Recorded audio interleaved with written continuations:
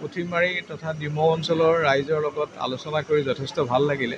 আচলতে মই এটাই যত্ন কৰিছিলোঁ যে আমাৰ সমাজত আমাৰ শংকৰ মাধৱৰ গুৰু দুজনাৰ যিটো বৈষ্ণৱ ধৰ্মৰ আধাৰ, সেই আধাৰত কেনেকৈ এখন সন্তুলিত বহনক্ষম আৰু এখন সমাজৰ তৈয়াৰ কৰিব পাৰি বা বুনিয়াদ ৰচনা কৰিব পাৰি, তাৰে লগতে মই এক বিশ্লেষণ আগবঢ়াইছিলোঁ শংকৰ মাধৱৰ গুৰু দুজনাৰ যিটো কৃষ্ণ সংস্কৃতি কেন্দ্ৰিক যিটো আমাৰ ধাৰণা, এই ধাৰণাটোক লৈ।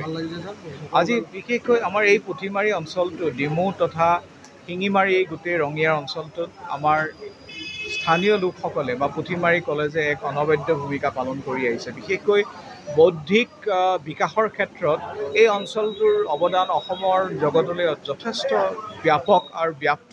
গতিকে এই অঞ্চলটোলৈ আহি মই সদায় বৰ আনন্দিত অনুভৱ কৰোঁ। গতিকে আজি তেখেতলোকৰ লগত দুআষাৰ কথা পাতিবলৈ পোৱাই মই আহ্লাদিত। অন্য এটা প্ৰসংগ আহিছোঁ, আচলতে প্ৰসংগ উঠিছে, কিন্তু সমান্তৰালকৈ বিধায়কৰ দৰমহা ঠিকেই বাঢ়িল, কিন্তু এতিয়া চৰকাৰৰ লগত নাই, কিন্তু এই বিষয়ে মই সঠিকভাৱে ক'ব নোৱাৰিম। কিন্তু মই জনাত এটা সঠিক সমাধান মুখ্যমন্ত্ৰীয়ে কৰিম বুলি কৈছিলে, কাৰণ এইটো আচলতে আমাৰ এইখন চৰকাৰে আগৰ বহু কৰ্মৰ কিছুমান লিগেচি বহন কৰিবলগীয়া হৈছে।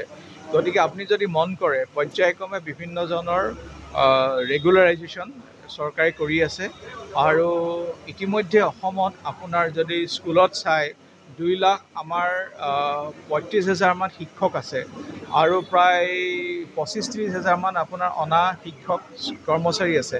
গতিকে আমাৰ ষ্টুডেণ্ট শিক্ষকৰ ৰেচিঅ'টো ইতিমধ্যে যথেষ্ট ব্যাপ্ত, আৰু মই আশা কৰোঁ যে অনাগত দিনত মাননীয় মুখ্যমন্ত্ৰী মহোদয়ে বিষয়টো ভালদৰে বিবেচনা কৰি সমাধান কৰিব। শিক্ষকসকলে যথেষ্ট আচলতে আশাৰে মই আলোচনাত মই নিজেও আছিলোঁ, এই আলোচনাত বিভিন্ন আলোচনাত ময়ো আছিলোঁ। কেতিয়া মানে সমাধান হ'ব আপুনি? মই সেইটো টাইম কেনেকৈ কৰিম। Thank U.